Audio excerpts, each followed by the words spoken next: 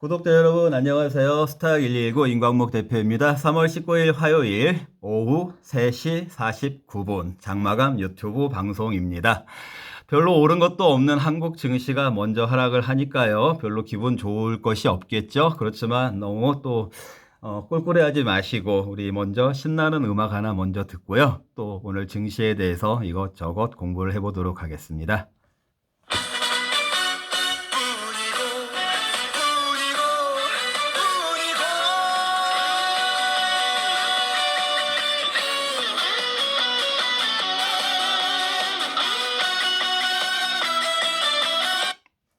네, 들으신 노래는요, 가수 박구윤, 트로트 가수죠. 트로트 가수의 뿐이고라는 노래입니다. 뿐이고라는 노래요. 자, 먼저 저는요, 어제 말고 이틀 전에 말씀드렸었죠. 어제 잠깐 반등이 나오긴 했지만요. 인들의 하방 공세가 시작됐다고 했을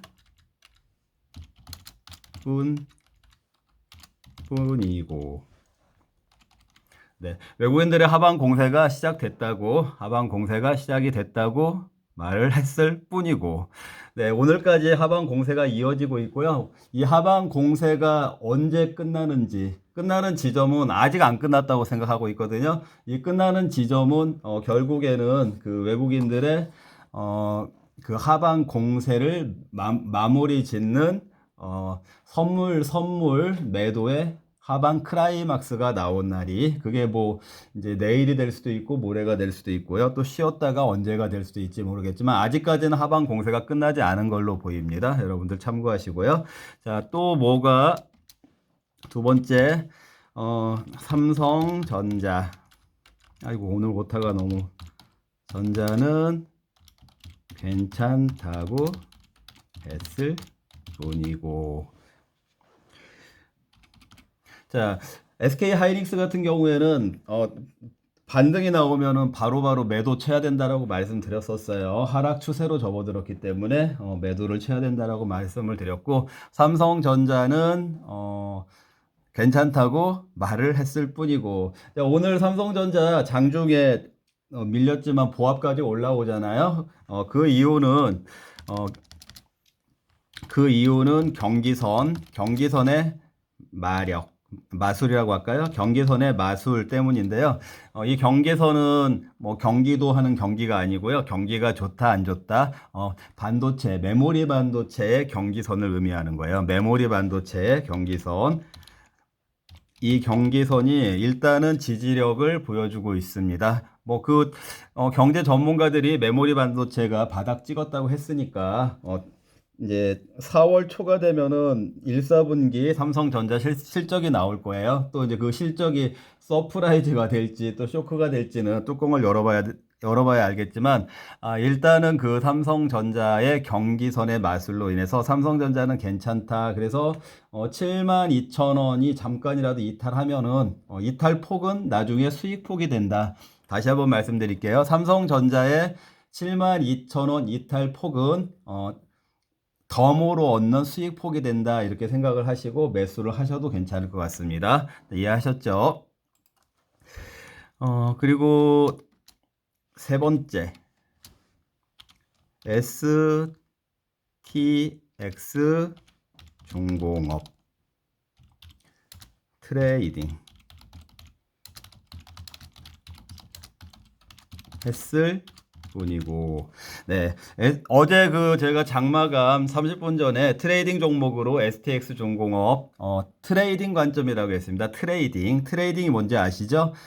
그 트레이딩이 나올 것이다라고 짧은 트레이딩이 나올 것이다라고 해가지고 추천을 했을 뿐이고. 자, 오늘 그 시장이 안 좋았음에도 불구하고 한 3% 정도의 트레이딩이 나왔죠. 이 3%는 이제 제가 추천한 가격 10880 기준이고요. 오늘 장중 마이너스 기준으로 해서는 오늘 고가까지 하면은 뭐 한 4. 몇 프로, 5% 정도의 트레이딩이 나왔다고도 볼 수가 있어요.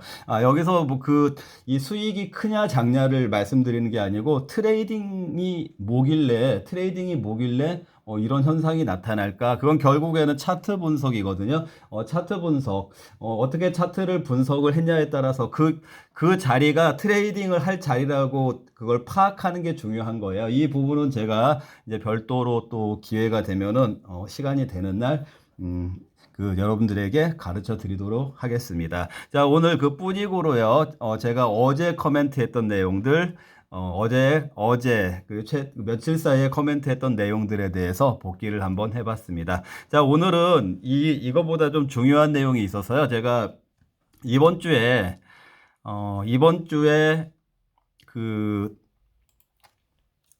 미국하고 일본이 금리 정책이 있다고, 그리고 관전 포인트로 가져야 된다라고 그 월요일 날 말씀드렸었잖아요. 아마 이제 미국은 오늘 밤에 FOMC,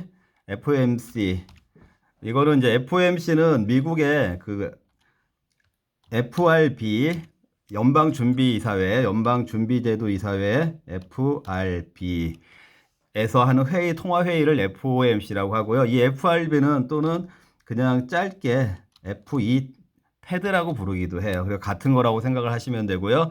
그리고 이제 낮 시간에 이제 FOMC 같은 경우에는 19, 20이니까 내일 19, 20이니까 오늘 지나가는 새벽 말고 내일 지나가는 새벽에 이제 그 금리 결정과 함께 금리 인하 점도표 또는 이제 파월 의장의 커멘트 이런 것들이 나올 거예요. 이제 그것을 대기하고 있는 장세가 지금 진행이 되고 있는 거고요. 그리고 이제 오늘 한국 장 중에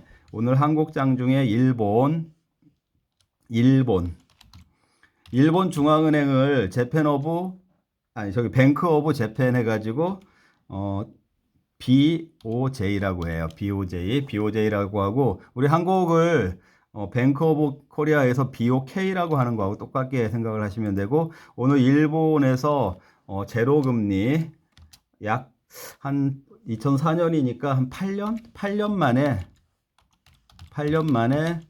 이제 마이너스 금리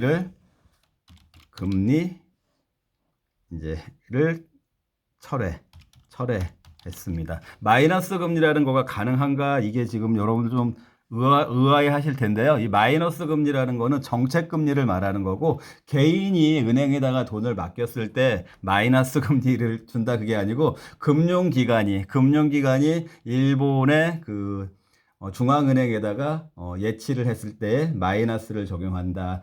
그 부분을 마이너스로 적용해 놓으면 시중으로 나오면서 조금씩 그 금리가 붙는다고 하더라도 절대 금리가 낮은 수준을 유지하게 되잖아요. 그런 정책을 그동안 써왔는데 오늘 이제 마이너스 금리를 이제 철회를 했어요. 큰 폭으로 철회한 건 아니고 그동안의 마이너스 0.1% 이게 이제 그 일본의 기준금리였다라고 하면은 이거를 0에서 0.1%로 가져가겠다 이런 부분인데 이거는 이 차이가 중요한 게 아니고 이 차이는 얼마 안 되잖아요. 차이가 중요한 게 아니고 이 정책의 피벗, 이걸 정책을 전환하는 것을 피벗이라고 한다고 했잖아요. 정책 피벗. 오늘 자꾸 정책 피벗. 이 정책 피벗이니까 이 피벗이라는 거는 그 단계가 뭐 한 번에 끝나는 게 아니고 또 이렇게 가속도라든지 아니면은 관성 이런 걸 가지고 그 정책이 유지가 될 수 있으니까 혹시라도 일본이 이런 식으로 계속 인상을 해 나가다 보면은 일본의 금리가 높아지는 거 아니냐. 그러면 또 이제 뭐 일본의 금리가 높아지면은 달러하고의 환율 관계 이런 것들이 또 이제 한국의 환율 문제 그리고 환율 관련돼 있어서 일본하고 한국의 경쟁력 문제 이런 부분들이 다 연관이 되기 때문에 이제 우리 한국에서도 좀 예의주시를 한 부분이 있는데 저는 이제 그런 부분이 중요한 것 같진 않고요. 이제 제가 지금부터 좀 제 스타일로 좀 제 관점에서 좀 말씀을 드려볼 테니까 여러분들이 저하고 같이 한번 미국의 FOMC하고 그 일본의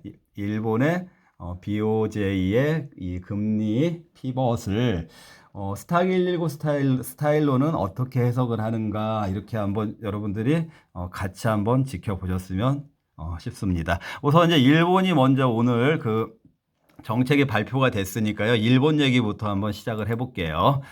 자, 그 일본이 그 한동안 이제 그 주가가 2000년 이후에는 여기 보시면은 니케이라고 하잖아요. 니케이가 2010년 이후에는 거의 2만 선에서 계속 움직였다고 보시면 돼요. 2만 선에서 움직였는데 이 이게 중간에 한번 이제 16,000선까지 떨어진 적이 있었어요. 중간에. 그때 언제였겠어요? 맞춰보세요. 다 아시죠? 코로나는 그 특수한 상황이었으니까, 그거는 이제 전반적인 이 경제 흐름도상으로는, 예외적인 구간으로, 그 인정을 하고, 그냥 그 코로나 구간을 빼고 생각을 했을 때, 대체적으로 2010년 이후에는 2만 수준에 머물러 있었는데, 2016년 이때부터 이제 국채를 매입을 했고요. 국채를 매입하는 것도 일종의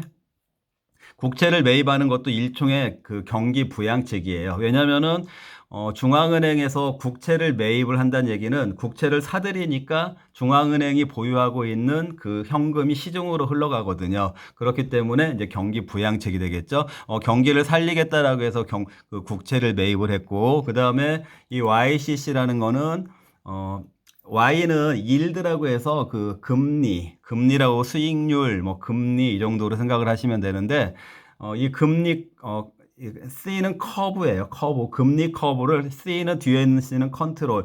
금리 곡선을 컨트롤 하겠다라는 정책을 썼어요. 그 말은 금리를 좀 그 인위적으로, 정책적으로 좀 잡아두겠다 이런 정책을 썼어요. 결국에는 금리가 좀 올라가려고 하면은 국채를 더 많이 사들이고 이런 식으로 해가지고 국채를 많이 사들이면은 국채를 많이 사들이게 되면은 이제 국채 가격이 올라가잖아요. 근데 이 국채라는 거는 항상 금리하고 가격이 있는데, 국채 가격이 올라간다는 얘기는 국채 금리가 떨어진다. 서로 반비례 관계예요. 그래서 금리가 좀 올라갈 것 같으면은 이 국채를 매입을 해가지고 금리를 떨어뜨리는 이 정책을 썼다 해가지고 YCC 이런 정책을 썼고, 2016년부터는 급기야 아까 좀 전에 말씀드렸던 마이너스 금리, 사상 초유의 금리죠. 마이너스 금리 정책을 썼다. 이게 결국에는 일본의 경기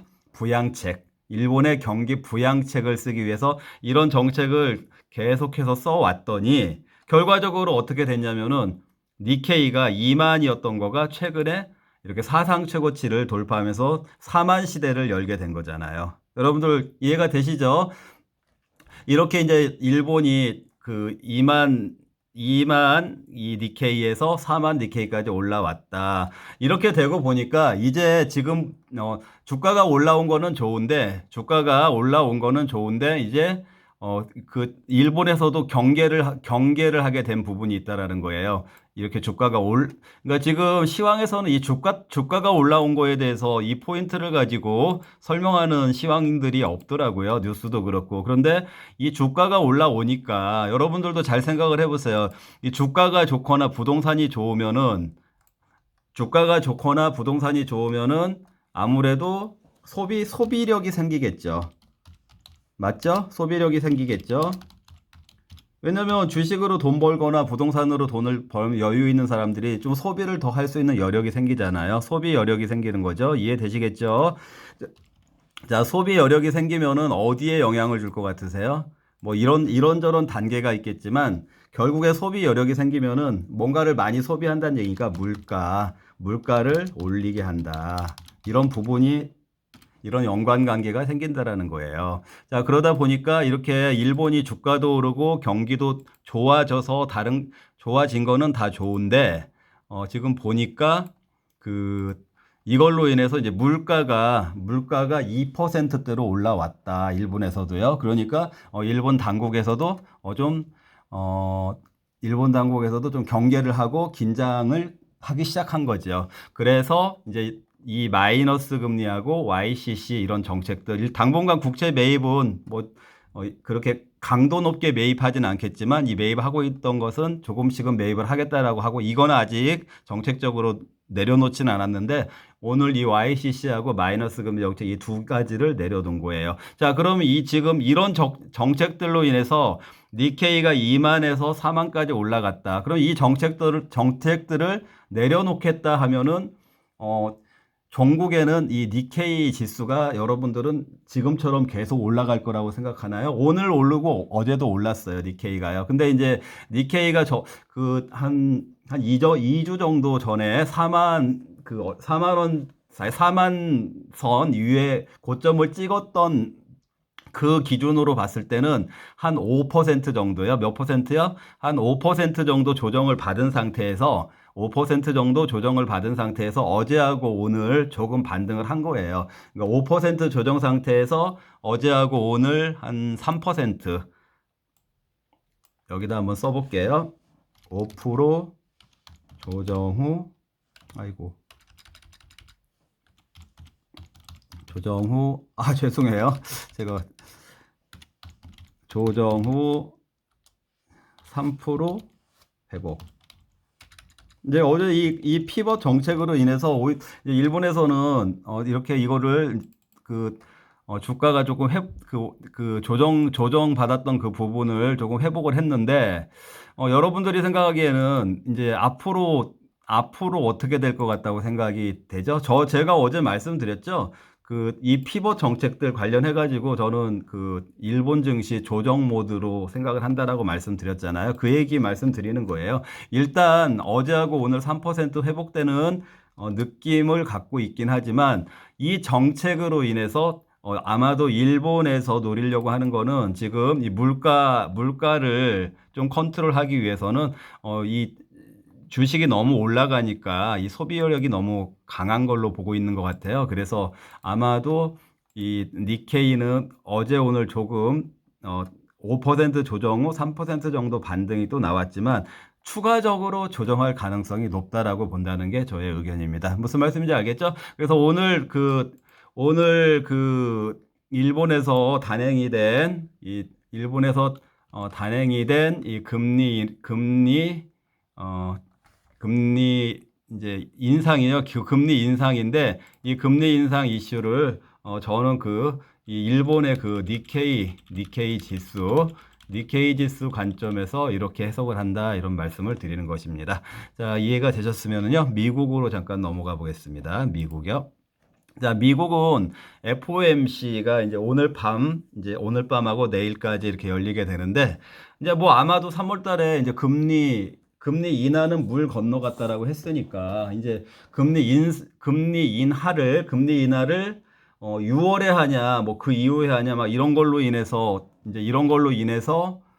이제 그 시장이 반응을 하게 될 거예요. 이제 내일 새벽 말고 우리 한국 기준으로 모레 새벽이 되겠죠. 이제 반응을 하게 되는데 이제 이거 한번 보세요. 자, 미국이 이제 양적 긴축이라는 것이 이제 아까 일본은 경기를 부양하기 위해서 국채를 사들였다고 했잖아요. 이 미국에서는 이제 오히려 긴축을 했잖아요. 긴축을 해가지고 자기들이 갖고 있던 국채를 포함한 자산들을 계속 매각을 했어요. 그걸 양적 긴축이라고 하거든요. 양적 긴축을 했던 이유가 아시다시피 물가 잡으려고 시작된 거예요. 2002년도에요. 물가 잡으려고 시작이 됐는데 물가가 중간에 잘 안 잡혔죠. 잘 안 잡히니까 2023년 초까지 그 당시에 여러분들도 처음 들어보는 말인데 그때 뭐 빅스텝 이런 말 나왔었잖아요. 빅스텝 이런 말 나왔다가 갑자기 자이언트 스텝 이런 말도 나오고 그랬었잖아요. 기억나시죠? 자이언트 스텝 이런 말이 나올 정도로 그때 미국 물가가 심각했었어요. 그래서 물가 잡으려고 막 금리를 한 번에 0.5%포인트씩 3번 연속인가 막 금리를 계속 올렸잖아요. 그래서 지금 미국 기준금리가 5.25 막 여기까지 올라와 있는 거잖아요. 이런 식으로 이제 자이언트 스텝을 밟았는데 그 당시에 그 미국의 물가 상승률이 막 9% 이렇게 올라갔어요. 그러니까 진짜 위협적이긴 했죠. 물가 상승률이. 그걸 잡으려고 이 양적 긴축으로도 안 잡히니까 금리 인상도 잘 안 잡히니까 금리 인상에 자이언트 스텝 이렇게 막 잡기 시작을 한 거예요. 기억나시죠? 그 과정에서 2022년도에 고점에 있던 이 나스닥이 이제 나스닥 기술주들이 금리에 제일 민감하니까 나스닥을 기준으로 말씀드릴게요. 나스닥이 이 수준에서 2023년 초에 여기까지 이렇게 쭉 이 과정을 밟으면서 급락을 했던 거예요. 무슨 말인지 아시겠죠? 여기까지 이렇게 급락을 했던 거예요. 2023년도까지. 자, 그런데 2023년도 이후에 갑자기 이렇게 미국 증시가 오르기 시작했어요. 맞죠? 그래서 2024년도 뭐 현재 나스닥 위치가 여기까지 올라 있는 거예요. 그럼 제가 검정색 선으로 이렇게 그어 봤어요. 이 표 제가 만든 거예요. 여러분들한테 유튜브 해드리려고요. 이렇게 이제 그어 봤는데 보시면 어때요? 2022년도보다도 고가를 갱신을 했잖아요. 2024년도가. 그런데 문제가 뭐죠? 문제를 먼저 하기 전에, 그 과정에서 물가가 정말로 잡힌 거예요. 보시면은. 물가가 정말로 잡혔어요. 그래서 이쪽에서 막 9%막 그렇게, 그 9%를 그 넘어갔던 물가가 지금은 3.2%까지 잡혀 있잖아요. 이 3월 달에 이번에 그 CPI 발표 3.2%라고 발표했잖아요. 3.2%까지 잡혔으니 정말 많이 잡혔죠. 물가가 많이 잡혔죠. 자, 그런데 여기서 중요한 거는 주가예요, 주가. 근데 제가 주가 측면으로 설명하는 데는 없다, 이런 말씀 드렸잖아요. 뉴스도 그렇고, 그 시황도 그렇고, 기사들도 그렇고요. 자, 여기서 주가를 한번 보세요. 물가가 잡혔는데, 중요한 거는, 금리 인하를 지금, 뭐 3월에 시작도 안 한다고 하잖아요. 지금요. 원래는 금리 인하를 그 피벗을 써가지고 주가가 올라야 되는데, 지금까지 2023년 이후부터 오늘까지 기준으로 봤을 때 금리 인하를 한 번도 한 적이 없었어요. 말로는 할 것 같다 그냥 기대감만 있었어요. 한 번도 한 적이 없는데 이게 주가는 마치 금리 인하를 막 단행을 한 거보다도 더 주가가 올라와 버린 거예요. 왜냐면은 금리 인상을 시작하기 전보다도 금리 인하를 한 번도 한 적이 없는데 주가가 더 올라와 있잖아요. 여기까지. 여러분들 이해가 되시죠? 지금 어떤 상황인지. 자, 그러면은 여러분들이 미국의 그 연준에 있는 파월 의장이라면은 또는 그 연준을 구성하고 있는 그 연준 이사회의 이사들이라면은 여러분들은 어떤 생각을 하실 것 같아요? 금리 인하는 시작도 안 했는데 주가는 막 금리 인하를 한 것만큼 그 이상으로 올라온 거예요. 그러면 이제 금리 인하를 지금 한다고 하더라도 과연 이 주가가 먹힐까 이런 부분들이 있고, 만약에 더 올라가게 하려면은 금리 인하를 지금처럼 뭐 3월에 한다고, 6월에 한다고, 3월에 할 것처럼 했다가 6월에 미루고 이러지 말고 막 스피드하게 확 올려야 돼요. 그런데 이제 그렇게 안 하고 지금 자꾸 지연시키듯이 뭐 이제 물가가 좀 높아져서 두고 봐야 된다. 그 시기를 신중하게 잡아야 된다. 막 이런 얘기 나오잖아요. 그런 이유가 사실은 주가가 먼저 올랐기 때문에 그런 거예요. 그런데 왜 그러냐면은요. 제가 좀 전에 일본 거기서도 말씀드렸죠. 이 주가가 주가가 오르니까 어떻게 된 거죠? 이 주가가 오르니까 아까 제가 주가가 오르면 뭐가 좋아진다고 했죠? 소비 여력이 생긴다고 했잖아요. 소비 여력. 주가가 오르면은 돈의 여유가 생기잖아요. 주식 투자한 사람들이요. 그럼 구매력이 증가를 하는 거예요. 구매력이 증가를 하니까 이게 물가를 계속 잡으려고 했는데 물가가 지금 꿈틀꿈틀 하는 거예요. 꿈틀꿈틀. 그러니까 3.2%, 3.1% 예상했는데 3.2%로 올라가 있고 PPI 같은 경우도 기대치보다 높게 나오고 이러다가 이 물가 2%로 못 잡는 거 아니야? 이런 생각이 들 거 아니에요. 그러면은 그거를 해결하는 방법이 제가 보는 관점처럼, 주가가 이렇게 올라서 그렇구나. 그렇다면은 이 물가를 잡기 위해서는, 주가를 좀 조정을 시킬 필요가 있겠구나. 이런 생각을 할 수가 있잖아요. 그래서 저는 결론으로 말씀드릴게요. 일본하고, 물론 이 일본하고, 그, 일본하고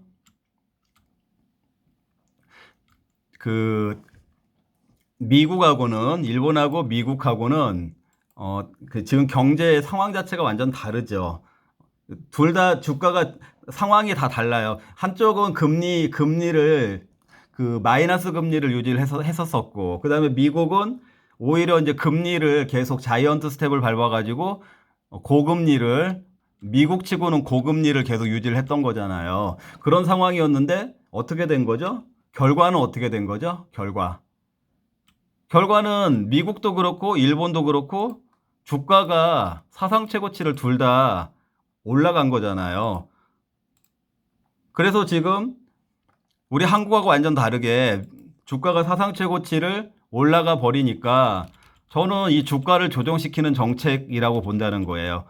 오늘 일본에서 이제 마이너스 금리 철회한 것도 결국에는 니케이의 조정으로 이어질 거라고 생각을 하고요. 그 다음에 이제 미국에서 오늘 밤, 내일 밤 해가지고 뭐 이제 금리는 어차피 동결이라고 했으니까 금리 인상, 저희 금리 인하 시점에 대해서 더 신중해야 되겠다. 물가가 이렇게 안 잡히면은, 금리 인하 시기가 더 늦어질 수도 있다. 막 이런 말들이 나오면은 시장이 좀 요동칠 거 아니에요. 그 과정에서 이제 미국 나스닥이 좀 나스닥도 그렇고 S&P 500도로 조정을 받을 가능성이 있지 않을까 이렇게 보는 거예요. 그래서 저는 이제 어제 제가 유튜브에 개장 전 코멘트 한번 보세요. 어제 거예요. 뭐라고 말씀드렸냐면은, 저는 이 미국이나 일본의 금리 정책을, 주가라는 주가라고 하는 디멘션은 차원이잖아요. 주가라고 하는 차원을 추가를 해서 해석을 해야 된다. 이렇게 말씀을 드렸고요.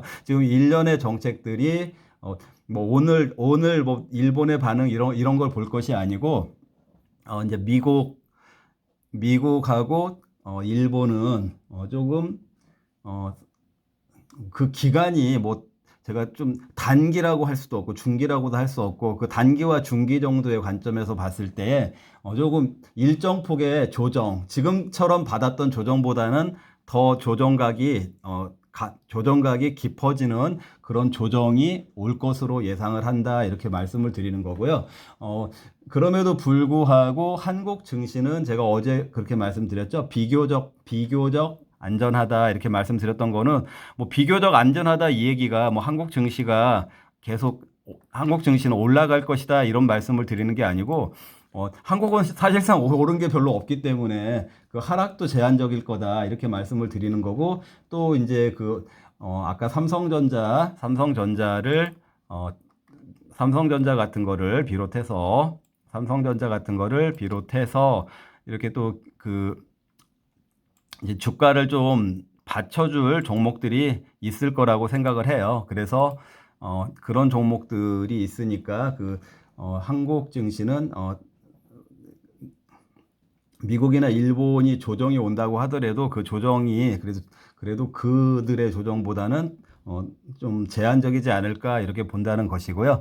그런 조정 가운데에서 이제 주식이 그동안의 주도주하고 이제 그 조정이 끝난 이후에 주도주하고는 완전히 달라지는, 그러니까 충분히 조정받았다 해가지고 기존의 주도주를 산 사람들은요 거기서 더 하락할 수도 있어요. 그러니까 좀 판이 바뀐다라는 걸 생각을 하시고 새로운 종목을 염두에 두셔야 돼요.